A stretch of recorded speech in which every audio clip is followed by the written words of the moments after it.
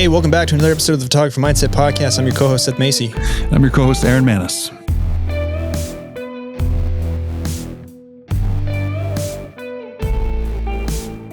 Afterbite? Yeah. You have this brand? This is... Yep. Yeah. Okay, great, because I've lathered my legs in it today. Did you get smoked? Yeah. The black flies here, they come for 2 weeks and then they disappear. And then that's it. And then you just have horse flies to look forward to. Ooh. And then today it was wet after that heat wave we had on the East Coast. And they decided to come back, and I'm half man, half bite. So They got yeah, you. I was just curious if you had this here, because I've been putting this on since I was a little kid after bite, and You feel like it paying my works? dues with the sting. You know the sting? Yeah. Yes. The ammonia sting, right? Okay, good. Yeah. All right. I'm glad y'all can relate. Good. The show is sponsored by Afterbite. Really?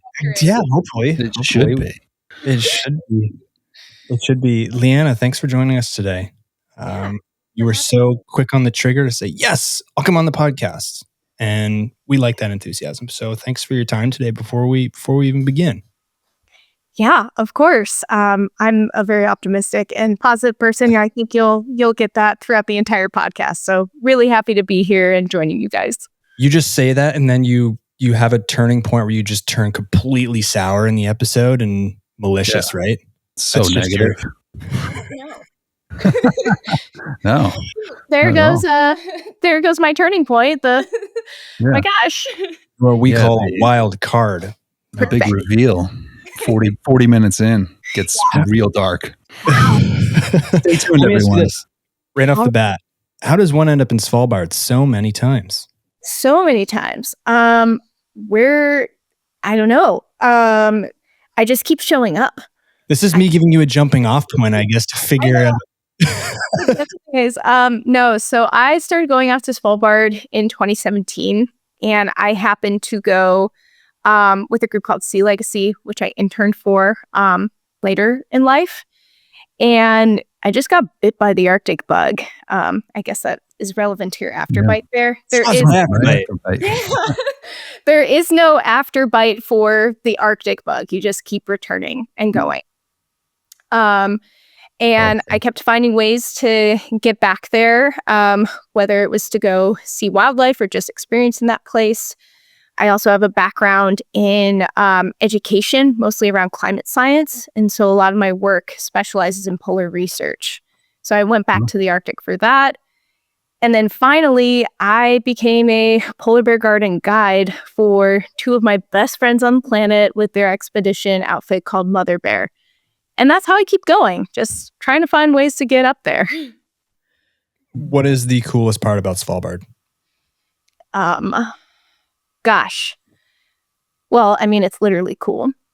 But yeah, no, it's the ice. For me, my favorite thing about the Arctic is the sea ice. And Svalbard is uniquely set at the end of the transpolar drift. It's this drift ocean current that goes all the way across the Arctic from the Siberian Arctic and between Greenland and Svalbard. And so the sea ice pack moves every single year up and back. And within that beautiful central Arctic climate ecosystem, Svalbard is just at the edge, and we get to see these beautiful play of the climate and ecosystem with each other. So, yeah, it's gone. Interesting you said ice. I thought the easy answer was bears. I know. I'm sorry. like I'm one of those people. I'm glad you didn't say that. I was like, I thought it was you were just going to hit a fastball down the middle, but you took it a different way, which I enjoy.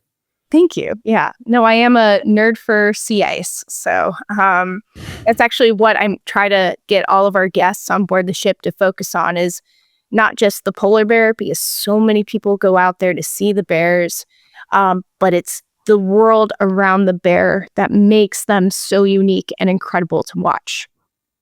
Does that attitude help you with your photography? Absolutely. Yeah. How so? It helps in the sense of being able to connect to an animal a lot more intimately. I think there's a lot of people who love polar bears why do you love polar bears? Ooh, that's a good question. I think the first polar bear I saw there weren't words. Yeah. I couldn't believe that something of that size existed. I couldn't believe that something of that size could cover so much distance with speed in such a short amount of time. I couldn't believe that an incredible predator like this was also super lethargic and like Snorlax, the Pokemon. Exactly. Was.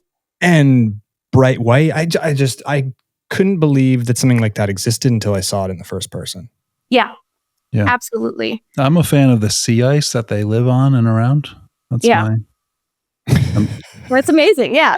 Perfect. Aaron's saying that because he's upset that he's yet to see a polar bear. Oh, Yeah. well, you gotta come. And I'm just trying to echo and assimilate Right. to our guests. That's what you Right. said. Your favorite part was of those areas. Yeah. No, But- polar bears don't do it for me. The ice does. Wow. Nice. Nice. Okay. Do I I just think we found in the nicest way possible. I think we found like the net. We were talking about birding as being, well, what nerd sort of things you do in your 30s. I think the interest of sea ice, like we've topped it in a good way. Like, but congratulations for finding like the niche of sea ice. Yeah. It's pretty cool. It is cool. And I think being able to understand that environment, especially with how incredible bears are, a lot of people love them because they are, a lot of them think they're cute and they're adorable. Like you see that all over social media with the little hearts surrounding polar bears. They're curious. They have incredible personalities. Each one of them has their own unique set of, perspectives and how they engage with you or don't. How they are the world's largest terrestrial apex predator is incredible as well. And that they cover the ground. They're astounding. But their environment is changing so quickly, especially in Svalbard. The global average of melt that is happening, Svalbard is ground zero. It's changing 7 times faster than anywhere on the planet. So I find understanding the environment in these animals and how they are situated within them better tells their story, better tells how interconnected it is, not just with the Arctic ecosystem of the people that live there, but also on a global scale, right? Trying to bring these stories home is so profoundly important. Yeah, I have an interesting question for you since you brought this up. Maybe I don't mean for this to be controversial. I'm just honestly trying to get to the bottom of this because I've had this conversation with a bunch of people before, and you seem like the perfect person to ask because you're both a climate science educator, correct? And a polar guide. Mm-hmm. So you kind of have one leg on each side of the fence. And what I mean by this is I've heard from guiding companies specifically that, guide polar bear viewing tours. Bears are fine. We've never seen more bears in the most recent years, right? Like there's tons of bears. And now that argument could be separate from climate change. I understand that, right? Like climate change can be occurring and bears can still be doing fine or they cannot be doing fine. But, from a lot of the guiding companies I've heard, polar bear numbers are great, if not better. Anecdotally, we've seen more than ever than we did in the 80s and 90s, okay? And then you hear from maybe some foundations that are responsible for receiving donations in order to help polar bears. The situation is sad. It's bleak. Bear numbers are declining. And both kind of have an interest, right? If you're a bear guiding company, you have a commercial interest in bears being plentiful, in bears being happy. And if you're receiving donations, you have sort of an interest in, I'm not saying that necessarily the agencies are corrupt. I'm just saying people aren't donating to a cause that isn't dire or isn't sad or isn't bleak. So what's kind of your take on this? Yeah, that's a very loaded question. Thank you. Right off the bat. I mean, I ask you this. Sorry to interrupt. I ask you this because you're on both sides. Coming back to that, like you do guiding, which is there's money in guiding, and you also are a climate scientist. So, and I'm not saying that you have to have a complete interest in got to make money off the bears or got to protect the bears entirely. I'm interested in how the commercial aspect plays into how bears are actually doing objectively. Yeah. No, that's a great question. Can both be true. I'm picturing my backyard, and if I look at wildlife from my back porch and I have woods in the background, I might not see much because there's space for those wildlife to be. But if people start making a development and we take away that land, I might feel like, wow, I'm seeing a lot more wildlife because now the only sort of area is right in my viewing area. Otherwise, it's not there. Their habitat is not there. So it appears, wow, there's more wildlife ever since they've created this residential area. But in actuality, is that the case? As an analogy. Right. No, there's a lot of layers to that. I mean, first of all, let's talk about like the polar bear range, right? There are 20 subpopulations of polar bears. Actually, the 20th was just named recently between East Greenland and South Greenland. And these are just like, they're not like totally different polar bears. It's just they're so isolated in these groups that we've kind of drawn these lines in for the scientists regarding, who belongs where. So the Svalbard polar bears, for example, they're part of the Barents Sea subpopulation, and that is Svalbard and Franz Josef Land. And if we were to look at a map with all of them, and actually PBI has a great graphic of this, but there are only very few polar institutes that are actually studying polar bears in certain areas. Like, for example, we have no information on East Greenland polar bears. Definitely don't have information on polar bears in Russia. Some places in Alaska, we have very limited information on. The best studied polar bears are obviously the ones, the West and South Hudson polar bear populations, where Churchill is. And then Svalbard has a very great program as well. And so these observations are probably being made based on where the tourism is and also where the science is. And it's a mix, in most recent years, especially in Svalbard, we're seeing more land-based bears because so many of them are choosing to be residential. The sea ice dynamics are changing. The sea ice pack is getting smaller, as we know. That's inevitable. And that's a lot of distance for a polar bear to hop on the ice. If you think about a mom and a cub, they're emerging in like late February, March from their dens. And by the time that they get their cub to be ready to do that trek across the sea ice already might be receding, going farther away. You can't take a cub swimming. They don't have that fat or that skill. So a mom and cub might choose to be more residential.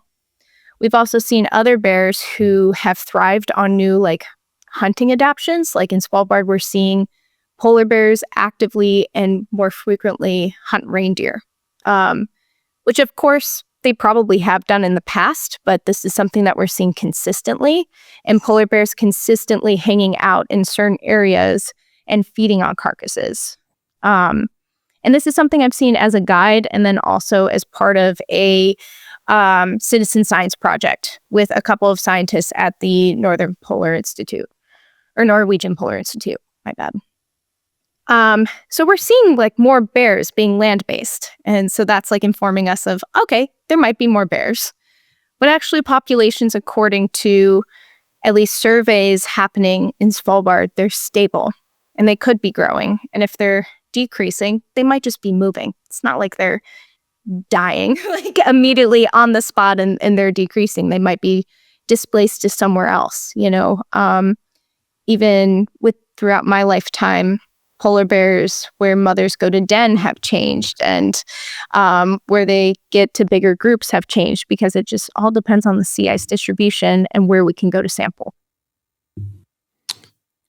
Right. So my simpleton question of, are bears doing good or not?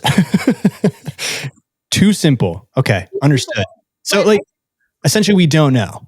No, I think it's, there are population areas where they're increasing and population areas where they're decreasing, but we just don't know why, and we don't know if they're just moving. So I think overall, the populations that I've observed are generally stable. So they're fine. in a sense. But there's also like other things happening in the background that Mhm. can impact them. But that's always just been a course of a polar bear's life. Cool. Yeah, they may be adapting, but I think the science that we're changing things, and the environment is changing, is there, and whether they adapt or not is that fair or not fair or what have you. That's a whole different episode. But I think that's maybe what's going on. Like they're surviving, they're changing, they're hunting caribou now instead of the normal Blue thing. guys. They're staying more residential or on land versus making those swims. Right. So things are changing. What that turns into, who knows? Yeah, exactly. Like they eat 59 different organisms on average. And that includes like bird species, seaweed, smaller mammals, you name it. They're opportunistic. Got it. Makes sense. Yeah. I want to rewind a bit. You said at the very start of the episode, I think when you first started, you said it was with Sea Legacy? You were going to, is that Paul Nicklin? Yeah. Oh, cool. That's there with him and his wife's agency? Christina Mittermeier. Christina Mittermeier and Paul Nicklin. Okay. Yeah. Cool. Very cool. It was a whole lifetime ago, I feel like. But yes, it was very cool getting to learn from them. And they were definitely my bounce into the world of conservation. Very cool. But you said something that I think is, it's a kind of a theme we talk here and there about with a lot of guests. Where it's, I found a way to get back there. Yeah. We've had a lot of guests say that their camera is a ticket to the world, in a sense. How did do you agree with that your camera is kind of a ticket to opportunities and an interesting life? And, how can you creatively find a way to get back to a place? And I guess you can maybe use your experience as a case study. Yeah, absolutely. I absolutely agree that your camera is a ticket to the world. It just being able to go and tell stories. I think stories are always going to be relevant and needed, no matter how many are out there in the world. And at least for me, my camera has been an incredible voice in connecting different niche areas that I'm very interested in exploring.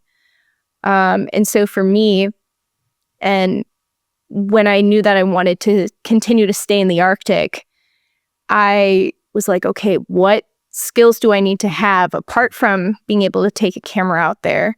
They're going to ensure that I bring value to this place, so that I can continue to go there and not just be extractive with my camera and my stories, and also be present there and learning, but so that I can actually, hopefully like make a difference or bring this value.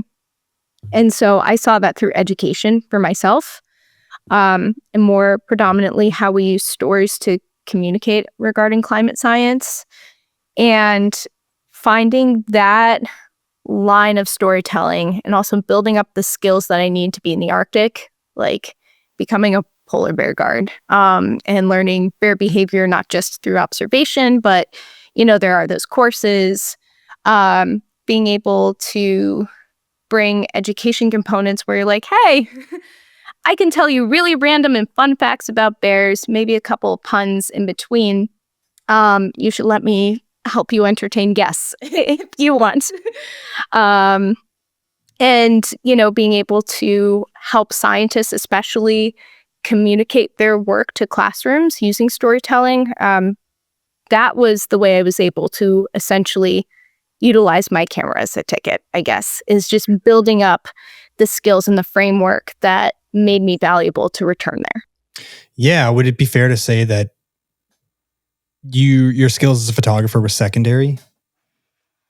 Or is that incorrect? I think that it was just like a give and take of what was the most needed. Because sometimes, like 5 years ago, I was on a polar research expedition called Mosaic. And we were out in the ice pack for an entire year, recording these incredible measurements on an ice floe to understand the Arctic climate system and its future. And I was there for photography, but I wouldn't have been there for photography if I didn't have my education background. So it definitely was, I think in some of these places, for me, it was a give and take of my most valuable skill being used somewhere. Storytelling is needed, but I have to have these credentials in order to be there. So. Yeah. Aaron, you want to jump in or you want me to keep going? Yeah. I'm curious. I want to back up a little further. I think for most people, this is a very unique sort of career path. So I'm curious, like back to middle school, like all the way back there, like how did we get to this place where you're spending a year in the Arctic on these boats and these expeditions, and this is your passion and your life? It's got to be in like the 0.2%, maybe less, probably way less of people out there that are doing this. So like where did this passion begin and get started? I'm kind of curious about going back for a second and just getting caught up, because it just feels like all of a sudden you're on year-long expeditions in the Arctic. So yeah, how do we get there? How do we get there? Storytelling and photography has been a multi-generational passion. From both sides of my family. So my mom's mom, my grandma, she moved out west as with her camera, if that was her ticket. Back in like the 40s, she went to Jackson Hole, Wyoming and worked on a dude ranch, and just the world opened up for her with her photography. Cool. And eventually she worked in the zoo world, met her second husband, which is my step-grandfather, and they just got to travel the world doing wildlife conservation, and she just had her camera with her everywhere. And when they retired back in Jackson, she opened up a film development store. And I was always pretty lucky to be able to go and visit them in the summers. And, you know, she would let me take like a Kodak camera and just have the magic of being able to use that creativity. And actually, like, my grandmother developing the film was pretty special. Yeah. And then my dad is also a nature photographer, hobbyist. I think he would have loved to do that for his real job. But he taught me a lot of what I know today. And I think now I might have surpassed him with some skills. But I've been very lucky to travel with him as well. And he has the same passion, also loves the Arctic. He used to buy me all these like explorer books, and I would read through them and just be enamored about all the explorers and people who went out into the wilderness. I followed in the blood. I followed your dad the other day on Instagram. Oh, you did? Yeah, that's great. Cool. Yeah. Eric, right? Eric Nixon? Eric Nixon, yes. Great. Yeah, I saw that you guys also run bear guiding business together in Katmai. Is this true? Yes, that is true. How is it like working with your father, guiding? Yeah. I'm sure that's an interesting endeavor. It is. Actually, I've worked with my dad for a while, not just with this, but I, for on and off, was also a graphic designer, and I did work for him. And he's, we have this electrical contracting family business that'll be 100 next year. And so 100 years old? Yes. Wow. Yeah. So started from my great-grandfather. Now my brother's in it too. But yeah, so used to family dynamics. Really am. Yeah. But sometimes we I don't think we clash. Like, I'm definitely the caboose when it comes to being out in Katmai, because he's got a lead, and I'm okay with that. I pick up, everybody else, make sure everybody's good. But I really enjoy guiding with him and being able to share this. I don't know. Everything has just always been like a family affair, I guess. So it just seems normal. Yeah, that is interesting family dynamics. You have like a heritage legacy of photography that goes back a long time. 100-year-old family business. Yeah. That's hard to come by. Mm-hmm. To have hobbies and passions pass the test of time and be passed on and have interest remain amongst new generations. Yeah. To have a business last time. What do you credit that to? All that. Oh gosh, a lot of perseverance. I think that at least for watching my dad with his contracting company and everything like that, he's endured a lot. 2008 recession and just like the change of what life is, for example, remote work is like a big deal, right? So you don't build buildings for people that work remotely.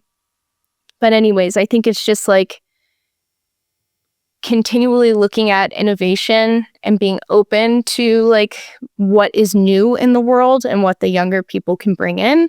And also just like constantly grounding yourself in core family values, I think. What are some of those? Are you comfortable sharing some of those? I got to think of that. I think always one is just like, it's so cheesy, but like not giving up. Like, you have to at least think of a couple solutions, before you can like throw in the towel. And if if right. the task is like going to be impossible, but you have to think outside the box. I think also just, being open, I guess. I don't know. Like this is... Yeah. It's okay. You can have some homework. Yeah. Sounds like, I mean, it does sound like, just from a surface view, is that family's very important. Yes. And that mindset, I think, goes a long way. Yeah. Over generations, and education too seems very important.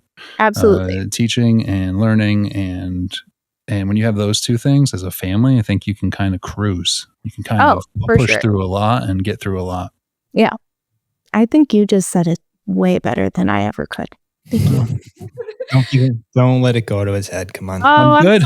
It's 26 minutes in and I'm all set. I'm done. You guys do the rest. His bucket's full. I mean, there is argument to say that education is the foundation of an innovative and society that flourishes. Absolutely.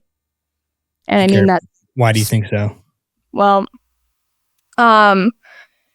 this is kind of also the reason why I love storytelling, right? Is because like that's the first form of education, right? If we think about it, telling stories, sharing experiences is how we help each other grow and learn. I mean, if we didn't educate each other on what plants not to eat, would Homo sapiens be around? I'm not sure. So, right. Yeah, I think education is just so important. When I think about, I guess, the Arctic and what I do in terms of education, simply sparking curiosity and wonder about our world around us is one of the most important things to me. And that's what tools regarding education and storytelling can do, right? When we are able to spark wonder about like a polar bear, seeing how incredible that they are and getting to this little tiny look in their world and then being able to back that with things that actually can connect us to them in a deeper way, hopefully helps us grow, helps us become more compassionate, helps us inform ourselves about where we are and how humbled we are by the world around us, right? Not sure if that fully answers your question. No, it does. And I kind of have a follow-up because I think people can go about trying to educate individuals the wrong way. In other words, people can almost try to, let me rephrase this. We know that telling people, hey, this is important, you should learn about this, you should know this, often doesn't work, right? It's like vegans telling people to stop eating meat. They're being still silly. Stop. Like, people don't like being told what to do. So in other words, you have to kind of let people arrive at things on their own accord, right? Yeah. You have to kind of open a door for people to want to explore something on their own. And I think my question for you is, how can you spark curiosity where people are eager to learn rather than feeling like they're being told what's important and what they should know? Oh my gosh. This feels like my thesis. Okay. No, that's literally because especially with polarizing topics, like I think about literally my thesis with the Arctic. That is such a topic of whether climate change exists and human impact and how we look at that. And there are many different camps about, climate change being real. We're all going to die. Everything is screwed. Versus other people that are like, well, it was, snowing in Dallas like a couple years ago. We might just be going into the next ice age or something. It's incredibly touchy, and pushing people too much and pushing certain ideas and values face forward will immediately make people defensive. Correct. Yeah, that's, I guess, what I was trying to say, but you've said it more eloquently than I. Oh, no, I think you did great. But I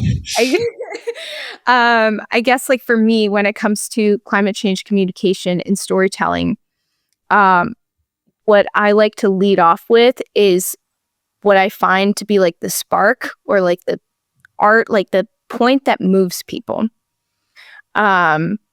Because that is what's going to get people's attention first. And then they can make the decision to engage more. And then they can make the decision to, whether or not they want to be open, or if they want to stay in their echo chambers of their beliefs and values. Right.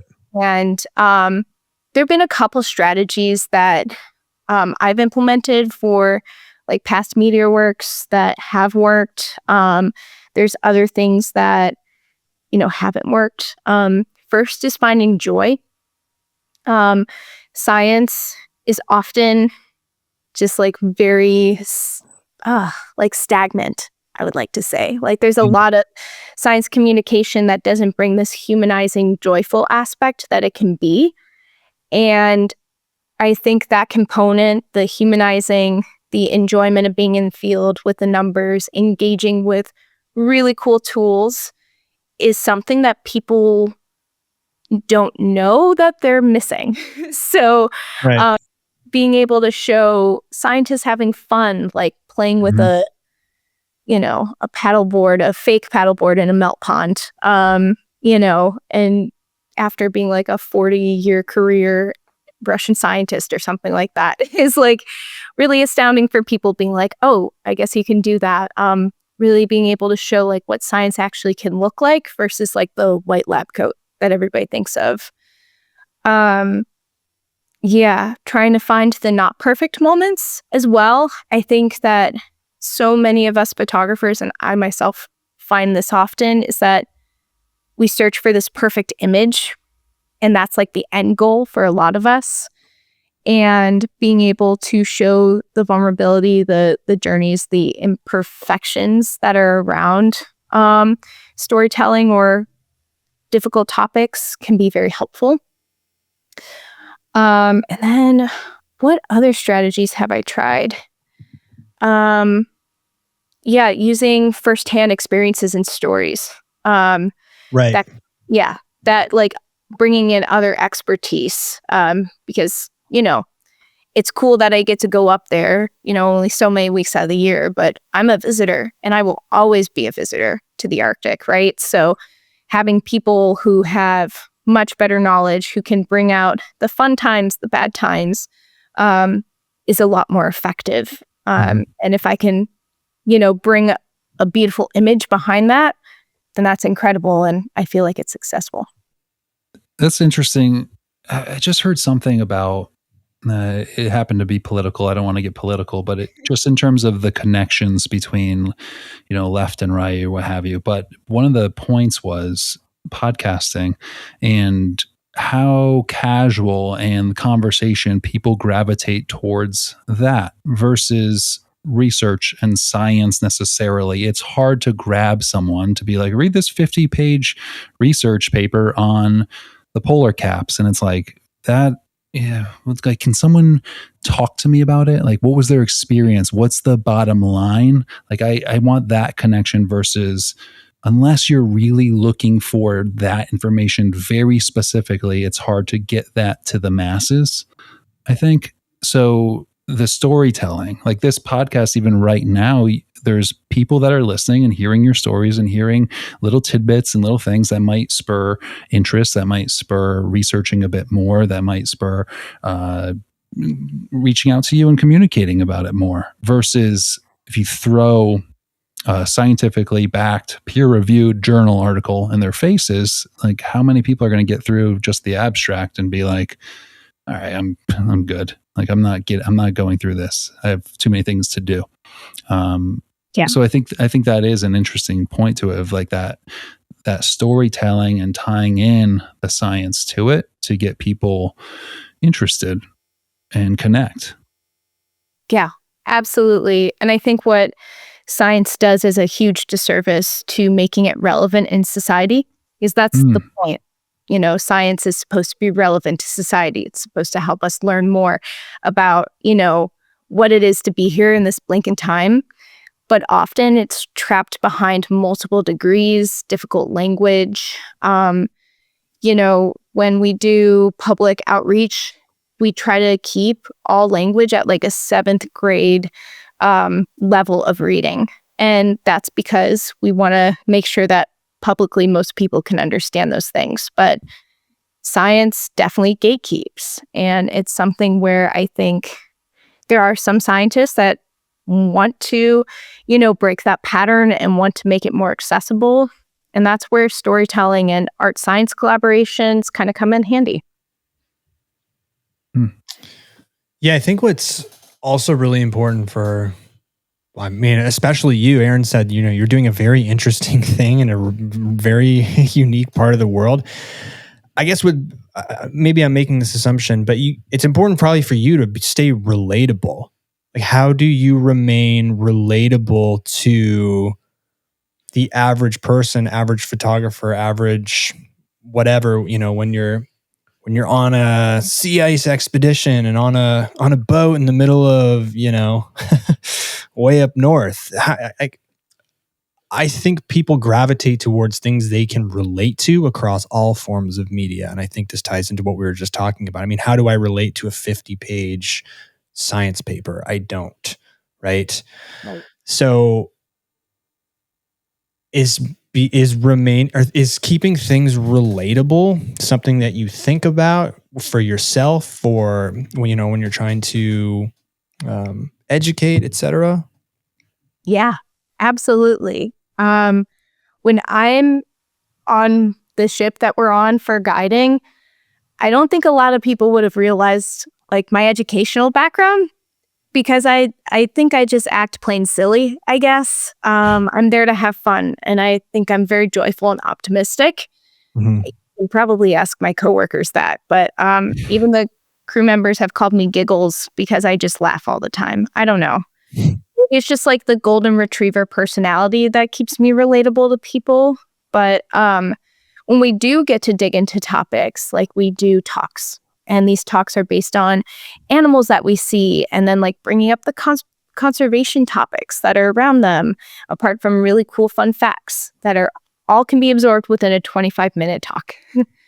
So doing things small and incrementally is huge, because we can only absorb so much fun facts. And then being able to, take somebody's experience that they just had on board the ship and being like, okay, like you just saw this. This is amazing.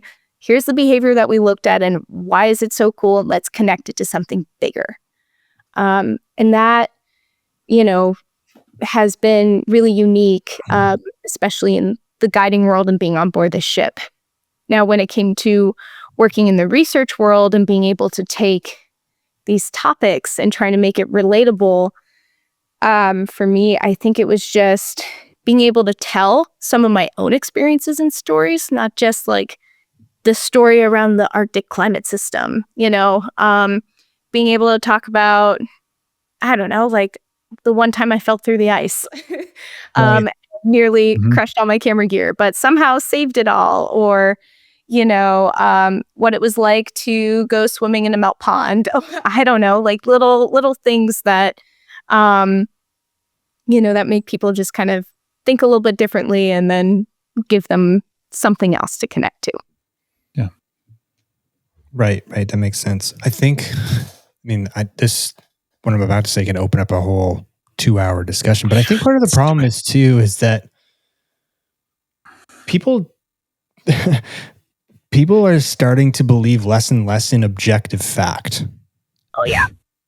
right? Like everything now has become subjective to the point where objectivity is just such a small piece of the pie in terms of how it's perceived, right? Like facts are facts, but now they're also not. And it's hard to kind of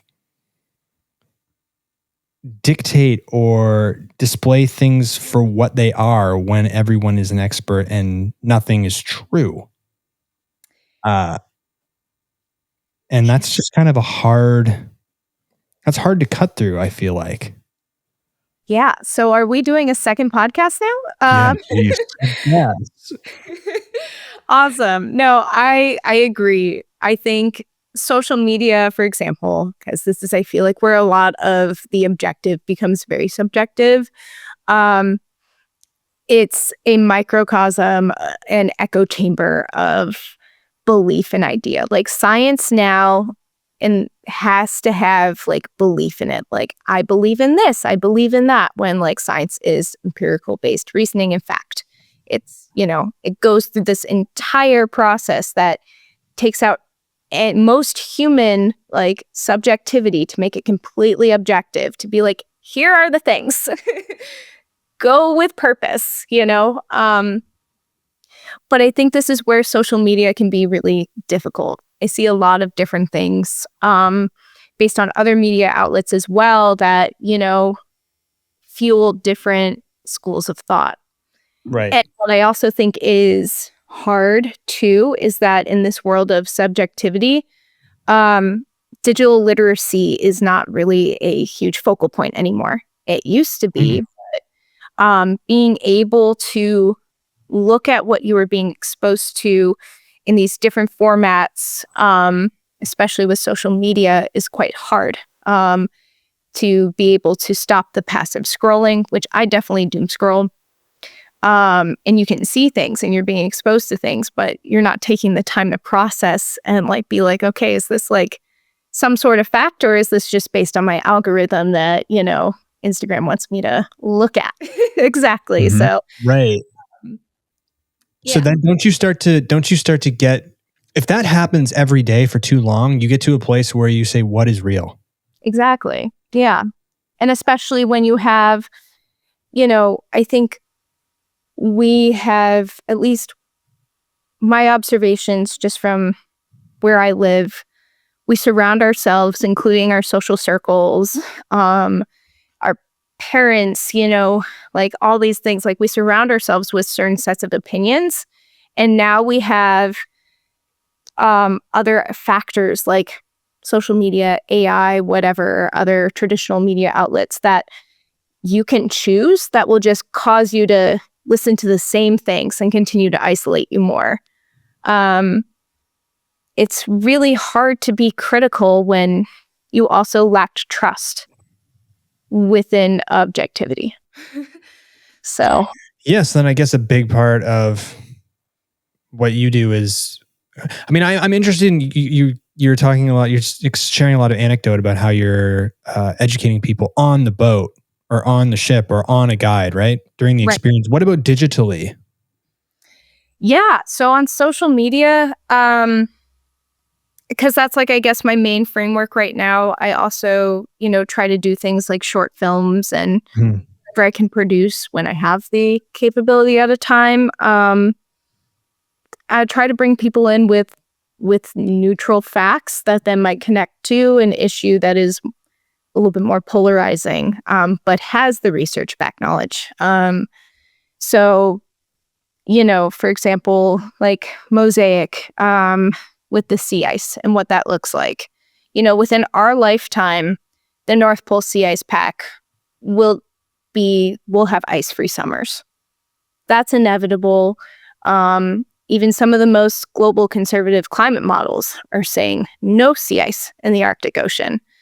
Sea ice pack is inevitable within our lifetime. And I think that's so big and abstract, and it's hard to believe and fathom and grasp. Even if you understand the science, you're like, how does the millions of square miles of all this ice just disappear? It's hard. It's really hard to take something that can be so large and abstract and hard to handle and piecemeal it in a way that's going to be easy for and digestible for people. Right. I mean, because like myself, I can't even envision what that means. Yeah. And is there a fear behind it, like this messaging that humans just we don't want to be in fear and we don't want to be uncomfortable. So, yeah. If there's other messaging that says that's all fake, that seems easier. I'm going to go with that and just carry on with my day because I don't want to stress about this big thing that I don't know if I as a single person have any control over this. Right. So as the average person, I think gets the news, we kind of plinko our way between like, that scares me, I don't want to go that way. That makes me anxious, I don't want to go that way. Where's the messaging that makes me feel okay with exactly what I'm doing right now? Yeah. I think we as humans crave validation and comfort. And when we can find the things that help validate our emotions, our feelings, our values, like we're going to feel safer and cling to that a lot more. Yeah, it is hard to fathom some of these like bigger topics and these topics that scientists are trying to grapple with. And, you try to photograph it and you're like, how do you make a photo work to describe disappearing ice? Right, exactly. And I'm glad you segmented it. It's like, how do you embody that topic? And then there's the other camp who's like, okay, great. I hear what you're saying. The ice is going to disappear in my lifetime. That sucks. Here I am, like, the picture a person standing in front of a tidal wave, just accepting it. Yeah. I often find myself like that, like, okay, I hear you. Yeah, it's tough. We hiked Exit Glacier in Seward, Alaska, and as you're going up it, there's these stakes in the ground. This is where the ice was 100 years ago. This is where it was 50 years ago. And that's about as real and as meaningful as you can feel. Like, whoa, like this is really retreating. And like, look at it now. I can't believe it was hundreds and hundreds of yards this way. And it's retreating and melting and there's flow. And yeah, like Seth said, like it's like, okay, like now what? Right. So my thought is like, is it fair to just say, wow, crazy? I think or is there a responsibility? Like, I don't know. I mean, you could look at that and be like, oh my God, we got to do something. Or you could look at it and be like, whoa, crazy. Like in education, I'm in education. When you instill a new program, whatever that program may be, like let's say positive behavior support, like you can have a program implemented where you're going to really focus on kids and their behavior that's positive and notice that versus punishing them for mistakes. You're going to notice the good. It's just a program as an example. Right from the beginning, they say you need 85% buy-in from your teachers. You need 85% of your teachers to believe that this is a good program for it to even get off the ground and work. So where I see us, and maybe on purpose, like again, this is our third podcast we could get into, is this sort of, let's keep it 50-50. Let's keep all the issues right in the middle with two sides fighting. Then there's no movement where there doesn't need to be movement for whomever else to keep probably making money is what it comes down to. So for a lot of these things, I think if there were 85% of the population that was deeply concerned about what do we do to turn this or change it. And if it meant like, hey, stop driving your SUV, buy a different car. If it meant whatever, a million different things. If we all sort of were like, yeah, this is going to be bad. Let's do these things. I feel like things can change. Things can drastically change. When the world was under the COVID and pandemic sort of feeling at the time of like, we kind of said like, all right, this is what we need to do. This is what we need to figure out. And even that was controversial with like, do you get vaccinated? Do you not? If you do, then this. If you do, like, yeah. So, right. Don't take us there. I'm just saying that it's very hard, even in the face of doom, even in the face of pandemic, to be everyone being like, this is the way we go. Unless Martians come down and take over. I feel like that's the one thing where we, as a humans, we go like, hey, we have to all come together or our world is going to be exploded by some foreign entity. Like that. But we're doing it within ourselves. That's very deep. Oh my gosh. Okay. Well, it's a lot. I told you at the 40-minute mark, we start to get dark. Yeah. It happened. I mean, it's fast to flip the switch and just, the inevitability, the climate change conversation. In terms of the holding out the arms and just being like, accept it. I think that, there are different things that we can do on different scales. I think it's very unfair that a lot of the climate solution narratives is on a individual base and not looking at, the biggest carbon emitting organizations or individuals. To ask a family that is, that needs to feed a certain amount of kids, they could have like a family of 3 and being like, okay, you need to like eat vegan. Like we need you to be plant-based.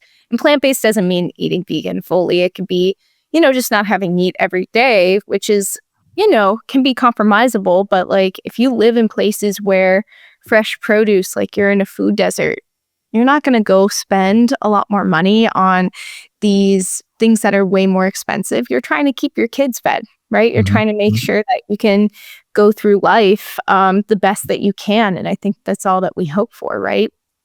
So I think there is, like with some of the programs that we do, I think it's cool. I've been part of programs where we've had citizen science initiatives. So getting people to be interested about things like geomagnetism and, different aspects of our climate systems, like through people contributing to science, which has been helpful and kind of sparks the, okay, I've learned about this. Like, how do I make a little bit of an individual difference? And then there are other programs that look at the individual and being like, okay, we're going to look at ocean trash or something like that. And, think about where we put our dollar and packaging and stuff like that, which is cool too. And then there are, of course, other programs that can look at collective and community related things. There's one really cool program called Heart Force, which is part of the Cooperative Institute for Research in Environmental Sciences, that looks at like climate disasters in Colorado and how people can be connected with their community and community initiatives to respond to those things. And it's not just, it's like it goes into climate mental health as well, which is something that's huge on an individual and collective scale. And I don't know, it helps you think a little bit bigger of not just what can I do, but what can we do? Right. And I don't know, I think you kind of have to have a little sprinkle of everything and then be able to inform yourself to think of, here's the information, here's the facts that I have, here's the tools and resources that I can respond to those things. But now I can choose, how I go about this. If this is just me eating meat like less in the week, cool. If this is about me, advocating and on a bigger scale, cool. If it's me being inspired not to just be a photographer, but like go into legislation, something like that. Cool. I don't know. Yeah, I like that. And I'm glad that you said that the individual, shouldn't bear the entire responsibility. No, they shouldn't. It's totally unfair. It is. Tell us about your time spent with the Navajo communities. Oh, with the Navajo. Navajo, sorry. No, you're fine. What did I say? Ignorant Canadian? Navajo. That's okay. It's his accent. What was it? Navajo? And I said Navajo? Yeah. Oh, Tomato, potato. Same, but different. I'm kidding with tomato, potato. I understand it's important. Yeah, no worries. So I work with the Navajo community that's located in Monument Valley Navajo Tribal Park, which Awesome. is if you've ever watched like a John Ford movie, like that backdrop is Monument Valley. And I started working with them through a family friend. See, family affair with everything. I was going to visit and go horseback riding in the area, and she asked me to take photos of her friend's home. Her name is Effie Yazzie. And I had learned that Effie has no access to water or electrical infrastructure, and that this issue is much, much bigger. About 30 to 40% of Navajo residents don't have access to water or electrical infrastructure in the United States, which I thought was crazy. Yeah. Especially, so many people don't have access to clean water in the United States. This is still a, much bigger issue that's just not being spoken about at all. So got to know Effie a little bit more, and with her, the family friend named Pam Doverspike, and then another community member named Dr. Tommy Rock, who does a lot of incredible research in environmental sciences relating directly to where he lives in Aljeto and the Navajo Nation. We started this nonprofit called SEPI, which means Within the Valley. And we provide water and electrical off-grid resources to the residents currently inside the Monument Valley Navajo Tribal Park, but hopefully we expand a little more. We're very small. Cool. That's very neat. Yes. That's an amazing area. It's spiritual. Incredible. There is no other feeling like being out there. It's actually kind of similar to the Arctic because technically they're both deserts, but other planetly. Yeah. It is. Otherworldly. Worldly planet, but a different planet, different world. Yeah. Same thing. Yeah. On Mars. Speaking of Mars, my second Mars reference. Yeah. I mean, it's ancient. You can feel it. Monument Valley especially is where the Navajo story. Monument Valley is where the Navajo creation story started. That's where Mother Earth and Father Sky met. And so that's where their creation story is very complicated. But it's for me to remember personally, which I feel bad about. But it's just incredible to be in that place and feel the ancientness. Effie's family's been there for over 8 generations, for example. Caring for that land in that area, and it's such a close tie. That's awesome. Yeah. Seth and I visited there on our first trip, our first TPM trip. We went southwest. We went to Zion and curled around to Monument Valley. Cool. Yeah, it was awesome. And then drove back to Vegas. It was a long drive to fly out, but it was beautiful. Seth, we were tired. This was the end of our trip, and Seth drove a long way there the night prior. We were only there for a day and one night. Well, 2 days really, and then one night. But I got up for sunrise and coyotes going off around me, the sunrise coming up, lighting up those plateaus, and this, I don't know, I don't want to say wild horse, but a horse that was free ranged, just kind of drifting, came through like this golden light right in front of me. And I was like, oh my God, this is the best picture in the world. Picture. I couldn't believe it. Fast asleep. Yeah. Oh, no. Fast asleep. And no, I don't regret it. You don't? He needed it. Okay. Yeah, I would have real photography FOMO, honestly. Yeah. I saw your photo. I should go look at your photo now that you mention it. Yeah, it's somewhere down there. But Some of them are wild, actually, the horses down there, or they are somebody's and they're just like, be free, just like with the sheep that are down there. And you're like, whose herd is this? Yeah, they sure were. They were free. Yeah. Hanging out. No, that's incredible. Yeah, the light is incredible there too. Waking up for sunrises and being there for sunset. It's the shadows and how they play on the land, the plateaus versus different areas. It's just crazy. Mm-hmm.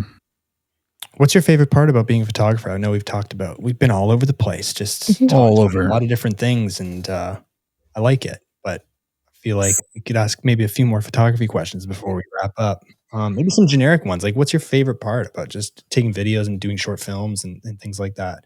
Is it the creative part? Is it seeing an idea come to fruition? Is it the sharing aspect? What is it for you?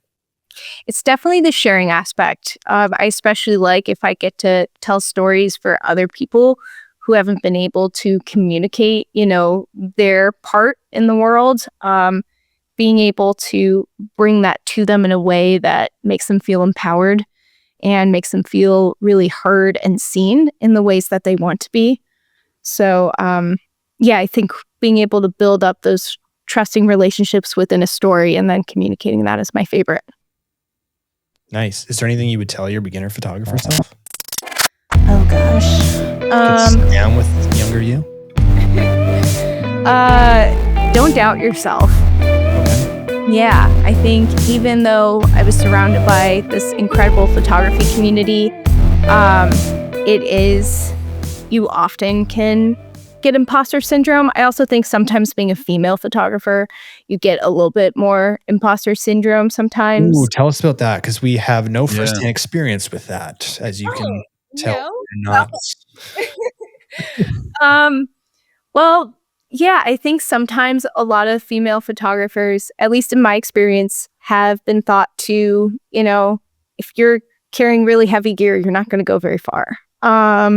Like having 70 pounds of gear on your back. This is a self-belief or self-doubt, or you feel like it's the doubt from the industry, I feel like. Okay. Sometimes happen, which then I'm like I could be a critical person myself, so then I internalize things a lot more. And I know a lot of, I've known other female photographers who have struggled with this. I have a friend who, Melissa Schaefer, she's like best friend of all time, the Mother Expeditions co-leader to her counterpart, Frederick Gnath. And she's the photographer of the duo. And they are the coolest team because Fred also did photography. He's been out in Svalbard for over 25 years. And then when they kind of became this team for storytelling, Melissa became the main photographer. And, sometimes media would, and just sharing out her story, like they would credit Fred over her for photography because she was told that the male voice sounded better with, versus a female's voice for some of the images. And I've had, in my own career doing Lianna Nixon versus Lianna because, people may engage a little bit more. So I don't know, sometimes like female photographers or I've had personally with my career also, people ask me, how do I get out in these places? And I'm like, you work hard and you do all these skills. And they're like, oh, but you probably just figured out a way to go there or you're a trust fund baby or something. I don't know. Just like must be nice attitude sucks. Like, you know what I mean? Like people, all must be nice says is I'm bitter and jealous. Regardless of how somebody got to where they are, must be nice does nothing for you in propelling you forward. Yeah, I would say that. That's way better. Yeah, and I don't mean to like call out certain things or, here right now. This is your experience, this is your experience. I mean, there's no, can, this is how you've seen the world or how things have happened to you as you describe. So be nice about it. Yeah.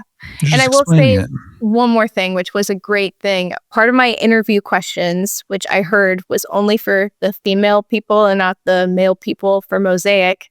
I thought you were going to say for our show. I was like, what? Are we only? So you shared that with her, our notes? Okay. I accidentally sent her the mail question prep. No. So for the Mosaic expedition, I was asked how I would keep warm. And that was apparently a pointed question to females. I heard this later, versus male counterparts that were applying, which oddly enough to female storytellers, myself and another person named Amy Lauren got the parts. And it was like, I don't know, you just wear warm clothes, like a lot of, but there is this image that I think women have to work really hard to break down about us not being able to be rugged and out there, and being able to be uncomfortable, and it's a fun challenge, I think, to break those glass ceilings. And there are some really cool organizations like Girls Who Click and Wildlife Camera Women that are, trying to help women break into this industry and annihilate these standards. Yeah, it's good. It's interesting that women literally make a human baby for 10 months, 9 months in their bodies and give birth. And we're like, are you able to stay warm? Able to stay warm? I look over and Haley's in her heated blanket right now. She's like, I'm freezing, and it's 75 out. Yeah. It is what it is. But I feel like we should maybe give women some more credit sometimes for their ability to withstand uncomfortable situations, because I don't want to give birth at all. Yeah. I mean, personally. I feel you there. Thinking about that daunting task of getting a watermelon through something Oh, geez. Yeah. Right? Yeah. Podcast 4, child labor. Oh my gosh. Yeah, I'm good on that. We'll stop there, I think. But I have one wrap-up question. We were talking photography. The other part of our show is mindset, and maybe you touched on this a little bit, but now that you've been through some of those experiences and where you are now, what's some of the strongest attributes to your mindset in this industry, and where is there a spot you still feel like, I feel like we all have this young version of ourselves where it's like, oh, that's the scared child. That's the child that was insecure about that thing. And with age, those things fade nicely. I've found, but where are you with your mindset? What's a strength of yours, and what's something that you keep running into? The universe keeps testing you and you have to overcome. Ooh, that's good. I think I'm going to start off with the overcoming first.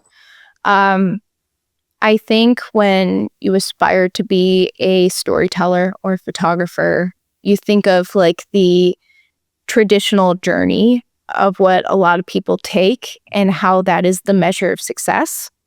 Being able to, whether it's for some people, the success is winning competitions.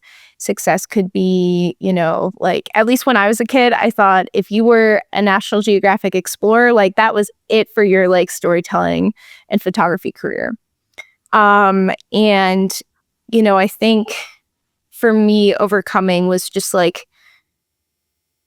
not just oh, this is difficult to explain.